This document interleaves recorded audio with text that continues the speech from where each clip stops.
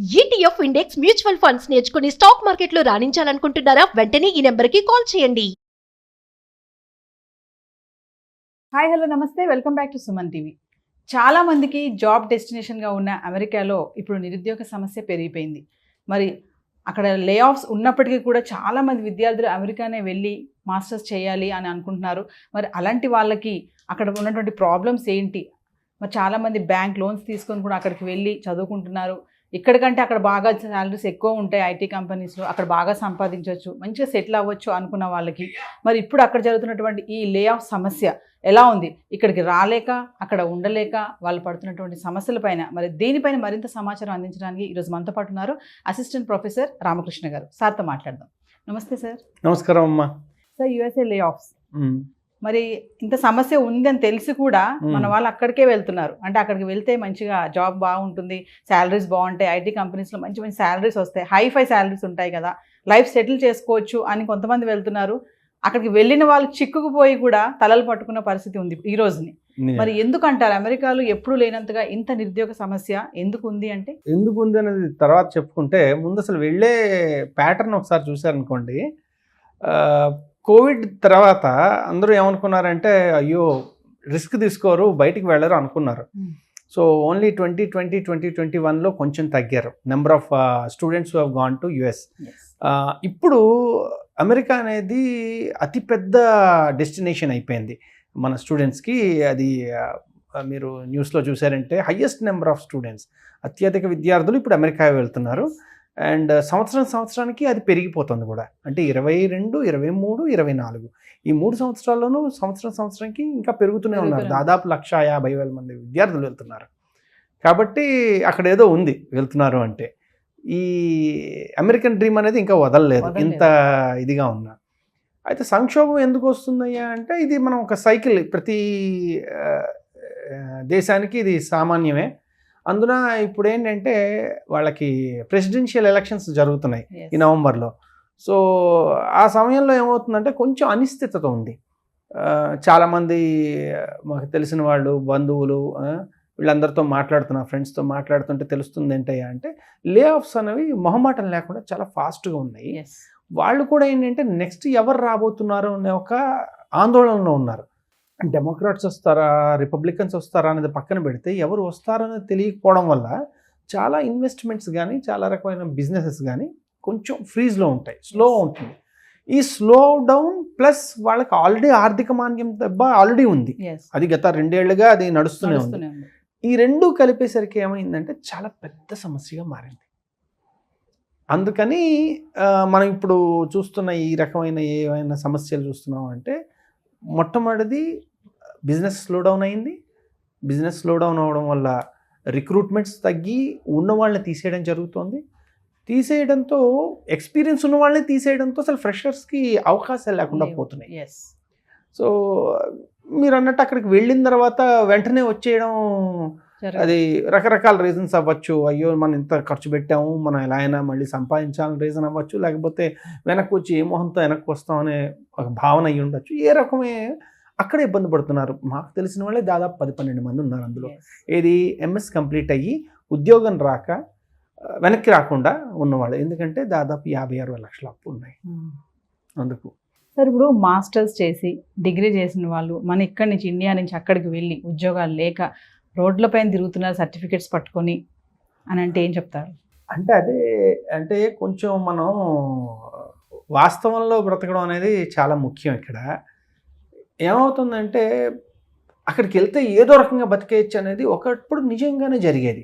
ఒక 10-20 ఏళ్ల క్రితం మీరు ఎలాగోలాగా అమెరికా వెళ్ళిపోతే ఏదో రకంగా బతికేయచ్చు. మీరు ఉద్యోగం చేస్తారా, లేదంటే చిన్న వ్యాపారం మొదలు పెడతారా, ఏదో రకంగా.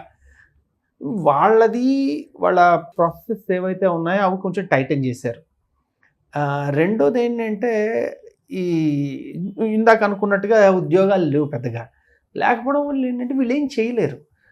వీళ్ళు రియలిస్టిక్గా ఉండి, ఓకే అక్కడ సరే ఇక్కడైనా మనం చేయొచ్చు, లేదు అమెరికా తప్ప చాలా దేశాలు ఉన్నాయి, మనకి అక్కడికి ఎక్కువ డబ్బు సంపాదించాలనే ఒక కోరిక ఉంటే చాలా మంచి కోరిక, దానికి తగ్గట్టుగా ఇంకే దేశాలు ఉన్నాయి. ఇప్పుడు స్కాండినేవియన్ కంట్రీస్ ఉన్నాయి, యూరోప్లోనే చాలా కంట్రీస్ ఉన్నాయి. ఒక్క భాష నేర్చుకుని వాళ్ళు ఆ Yes. కంట్రీకి వెళ్ళగలిగిన వాళ్ళకి ఇమిగ్రేషన్ చాలా ఈజీగా ఉన్నవి దేశాలు ఉన్నాయి. ఎస్ అలాగే ఆస్ట్రేలియా వెళ్ళొచ్చు, లేదంటే కెనడా ఇప్పుడు ప్రస్తుత కాలమాన పరిస్థితుల్లో కొంచెం ఇబ్బందుల్లో ఉన్నది. హౌసింగ్ అది చాలా ఎక్స్పెన్సివ్ ఉంది, అందుకని కెనడా ఎవరు ప్రిఫర్ చేయట్లేదు స్టూడెంట్స్. అది కూడా చాలా తగ్గిపోయింది అన్నమాట. గతంలో చూసుకుంటే వేల సంఖ్యలో రిక్రూట్ చేసినటువంటి ఐటీ కంపెనీస్ ఇప్పుడు ఉన్న ఫలంగా ఉద్యోగాలు లేవు అని చెప్పేసి తీసేస్తున్నాయి. ఆల్రెడీ వాళ్ళకి ఈమెయిల్స్ కూడా పంపడం జరిగిందంట. అవును, దీన్ని ఎలా చూడొచ్చు అంటారు? ఒకప్పుడు రండి రండి అని తీసుకున్న కంపెనీస్ అది ఎప్పుడో సినిమా ఉండేది, అంతం కాదు ఇది ఆరంభం అని. ఆ సినిమాని ప్రస్తావించుకుని ఇది మనం చూస్తుంది ఏమీ కాదు. ఎందుకంటే ఆర్టిఫిషియల్ ఇంటెలిజెన్స్ తాలూకా పూర్తి స్థాయి ఇంపాక్ట్ ఇంకా మనం చూడట్లా. ఇది శాంపిల్కే మీరు ఇలా ఫీల్ అవుతున్నారు. ఇది రాను రాను అది ఏమవుతుందంటే చాలా నార్మల్గా చేసే కోడింగ్ జాబ్స్ కానీ చిన్న చిన్న రొటీన్ టాస్క్స్ ఏవైతే ఉంటాయో వాటన్నిటినీ అది తీసేస్తుంది. అది ఎలా ఊహించుకోవచ్చు అంటే మనం ఒక 1000 మంది ఉన్న సాఫ్ట్వేర్ కంపెనీ అనుకోండి, అందులో ఒక 400 మందో 500 మందో డెవలపర్లు ఉన్నారనుకుందాం. సో 400-500 మంది డెవలపర్లని మొత్తంగా తీసేయక్కర్లే, కానీ 100 మందిని ఈజీగా మనం తీసేయగలిగినట్టుగా మనకి ఈ కోడ్ ఉంది. సో ఈ సాఫ్ట్వేర్ వీళ్ళు ఆర్టిఫిషియల్ ఇంటెలిజెన్స్ అనేది ఇంప్లిమెంట్ చేయడం మొదలు పెడుతుంటేనే ఇలా ఉంది. ఇప్పుడు రిక్వైర్మెంట్లు ఏమవుతున్నాయంటే హయ్యర్ లెవెల్స్లో చాలా ఎక్కువ ఉంటున్నాయి. చాలా హై లెవెల్ ఆఫ్ స్పెషలైజేషన్ ఉన్న వాళ్ళు బాగానే ఉంటారు, వాళ్ళకి అసలు సమస్య ఉండదు. ఎప్పుడైతే మనం ఇంకా వెళ్ళి ఎంట్రీ లెవెల్లో, ఇప్పుడు మనం ఎవరి గురించి మాట్లాడుకుంటున్నాం, ఇప్పుడే వెళ్ళి అక్కడ ఉందాం అనుకుంటున్నారు, చేద్దాం అనుకుంటున్నారు. ఆల్రెడీ అక్కడ ఓవర్ సప్లై ఉంది. ప్లస్ ఇది ఒక్క ఇండియన్స్కే సంబంధించింది కాదు కదా, ప్రపంచంలో చాలా దేశాలు సంబంధించిన వాళ్ళు అక్కడికి వెళ్ళేది ఇలానే సెటిల్ అవుదాం అనుకుంటారు. మరి అప్పుడు ఆ ఓవర్ సప్లై ఉంది, ప్లస్ ఆర్టిఫిషియల్ ఇంటెలిజెన్స్ ద్వారా ఉండడం వల్ల చాలా ఉద్యోగాలకి నిజంగానే ఎసరు వచ్చింది. ఈ రెండిటి వల్ల మనం ఇరుక్కుని నలుగుతున్నారు ప్రస్తుతానికి. అది సార్, ఒకటి ఏంటంటే అమెరికా వెళ్ళాలి అంటే కొంతమందికి సఫిషియెంట్గా అమౌంట్ మనీ ఉంటుంది, లేదంటే కొంతమంది అసెట్స్ అమ్ముకొని, లేదంటే బ్యాంక్ లోన్స్ తీసుకొని వెళ్తారు. మరి ఇప్పుడు ఇలాంటి పరిస్థితులు అలా తీసుకుని వెళ్ళిన వాళ్ళు ఇక్కడికి రాలేక, అక్కడ ఉండలేక, ఈఎంఐ కట్టలేక, మరి వాళ్ళు పడుతున్నటువంటి ఇబ్బంది గురించి మాట్లాడుకుంటే అదే మనం ఇప్పుడు జనరల్గా ఎలా ఉంటుందంటే అన్ని సక్సెస్ స్టోరీస్ మాట్లాడుతుంటాం, ఫెయిల్యూర్స్ గురించి మనం పెద్దగా మాట్లాడుకుంటాం.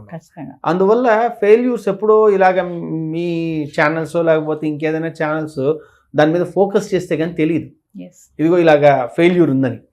సో ఇలా చెప్పుకుంటే నేను ఇందాక అన్నాను కదా, నెంబర్ ఆఫ్ స్టూడెంట్స్ పెరుగుతున్నారని. ఇందులో స్టెమ్ అంటే ఏంటి, science and technology and management, వీటికి సంబంధించిన ఇంతకుముందు అడ్మిషన్లు విపరీతంగా ఉండేవి. అవి ఇప్పుడు తగ్గుముఖం పట్టి సోషల్ సైన్సెస్ ఇలాంటి వాటికి ఎక్కువగా మొగ్గు చూపుతున్నారు. అంటే ఏమవుతుందంటే ఈ వెళ్ళే వాళ్ళలో ఆర్థికంగా స్థిరంగా ఉన్నవాళ్ళు అక్కడికి వెళ్ళి ఎలానో నేను సైన్స్ చదవలేను, కాకపోతే అమెరికా ఎంఎస్ ఒకటి కావాలి కాబట్టి సరదాకైనా వెళ్తాను చేసి ఇవైతే ఈజీగా ఇచ్చేస్తారు. వాళ్ళకైతే ఎంట్రన్స్ టెస్ట్లు ఉండవు, ఏముండవు. నువ్వు బ్యాక్గ్రౌండ్లో ఎన్ని మార్కులు వచ్చినా సమస్య లేదు, ఎందుకంటే వాళ్ళకి అడ్మిషన్లు కావాలి. వాళ్ళకి అక్కడ అవి చాలా తగ్గుముఖం పట్టాయి, నాన్ స్టెమ్ కోర్సెస్. సో అందువల్ల ఏం చేశారు, ఇప్పుడు ఇవి పెరుగుతున్నాయి అన్నమాట. జనాలు అక్కడికి వెళ్ళి వాళ్ళకేం ఉద్యోగాలు అవసరం లే, ఎంఎస్ చేసేసి అమెరికాలో ఎంఎస్ చేసామని చాలు. అలాంటి వాళ్ళు హ్యాపీగా వెళ్ళండి.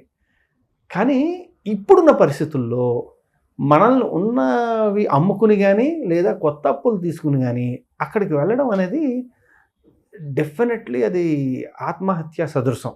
చాలా చాలా క్లిష్టమైన పరిస్థితి ఇప్పుడు.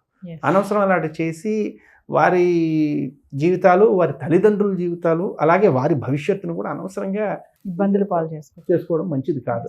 చాలా మంది మరి అమెరికా వెళ్ళాలి, అక్కడ లైఫ్ సెటిల్ అవ్వాలి, నేను కష్టమో నష్టమో, ఇందాక మీరు అన్నారు ఫస్ట్ అయితే వెళ్ళిపోవాలి ఇక్కడ నుంచి, అక్కడ పడిపోవాలి వెళ్ళి, అలా అనుకుని చాలా మంది అనుకుంటారు కదా. మరి ఆ డ్రీమ్స్ అన్ని డ్రీమ్స్ లానే ఉండిపోతాయి. అలా ఏం లేదండి. వచ్చిన సమస్య ఏంటంటే ప్రతి వాళ్ళు 20లోనే మొత్తం ప్రపంచం జయించేద్దాం అనుకుంటారు.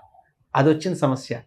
ప్రపంచం మన జీవితం అనేది 20లతో మొదలైందేమో తప్ప 20లతో ఆగిపోదు. ఇలా ఎడ్యుకేషన్ అవ్వగానే అమెరికా వెళ్ళాల్సిన అవసరం లేదు, అమెరికా ఎప్పుడైనా వెళ్ళొచ్చు. నేను 30లో వెళ్ళా అమెరికా పిహెచ్డికి. కొంతమంది 40లోని 50లోని బిజినెస్లు చేసి వాళ్ళ క్లయింట్లు అక్కడ ఉండడం వల్ల వాళ్ళు వెళ్ళగలిగారు.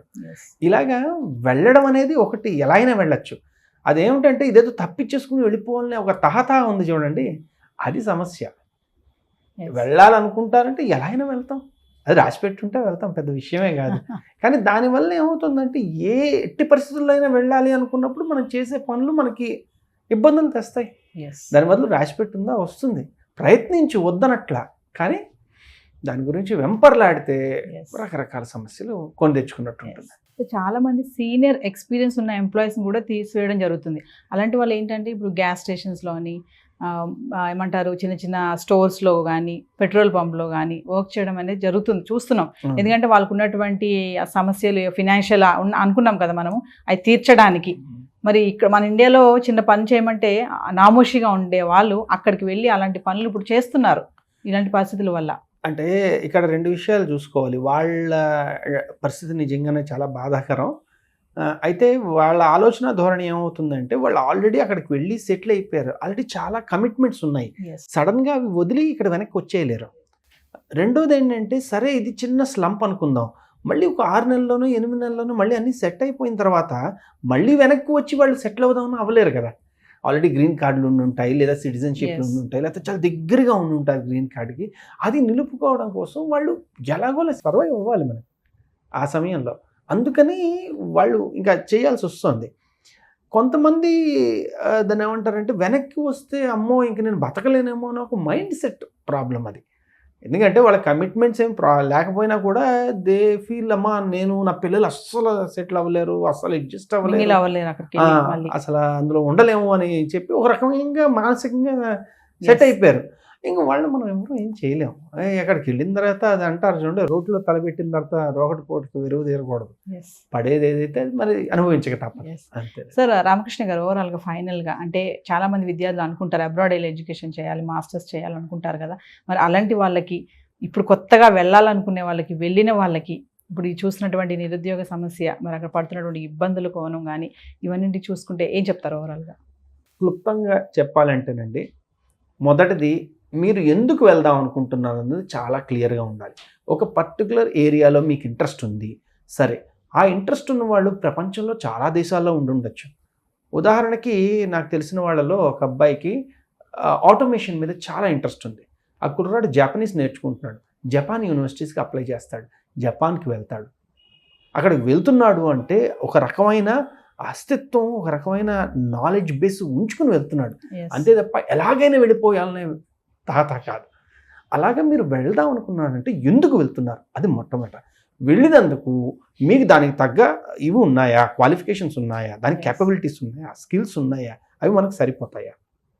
ఎవడు పడితే వాడు వెళ్ళిపో అనగానే వెళ్ళిపోవాల్సిన అవసరం లేకుండా మనం అక్కడ స్థిరపడగలమా, ఇది ఆలోచిస్తే అమెరికానే కాదు ప్రపంచంలో ఎన్నో దేశాలు ఉన్నాయి, ఎన్నో విషయాలు నేర్చుకునే అవకాశం ఉంది.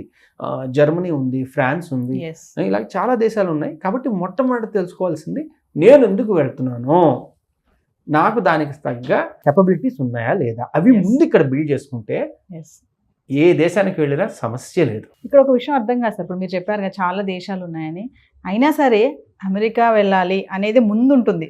ఫస్ట్ అయితే ఆ లిస్ట్లో ఫస్ట్ నేమ్ అదే ఉంటుంది. అది అమెరికా అంటే ఎడ్యుకేషన్ పరంగా చూసుకుంటే వాళ్ళకి 4000 యూనివర్సిటీస్ ఉన్నాయి. సో అక్కడికి వెళ్ళిపోయి అది అయిన తర్వాత వెంటనే ఓపీటీ వెంటనే జాబ్ అనే ఒక చిన్న పైప్ లైన్ ఏదైతే ఉందో అవన్నీ చాలా సులువుగా కనబడుతున్నాయి. మిగిలిన దేశాలన్నిటికీ వెళ్ళడం అంటే నేను ఇందాక చెప్పాను చూడండి, నేను ఇది అని చెప్పి మన ఒక ఎస్టాబ్లిష్ చేసుకుంటే వాడు పిలుస్తాడు. మనకు అంత వద్దు, చాలా సులువైన మార్గం కావాలి ప్రతిదీను. ఆ సులువైన మార్గం వల్ల ఇలాగ మనం పడుతున్నాం. అక్కడ వాళ్ళకి ఇబ్బంది ఉన్నప్పుడు మరి అంతే కదా. ఇప్పుడు మీ ఇంట్లో మామూలుగా అయితే అందరూ గెస్టులు పిలుస్తారు, రెంట్ అని చేస్తారు, అన్నీ సర్వ్ చేస్తున్నారు. ఉదాహరణకి మీ ఇంట్లోనే ఒంట్లో బాగాలేదు, మీరు చేయలేకపోతున్నారు, అప్పుడు గెస్టులు పిలుస్తారా?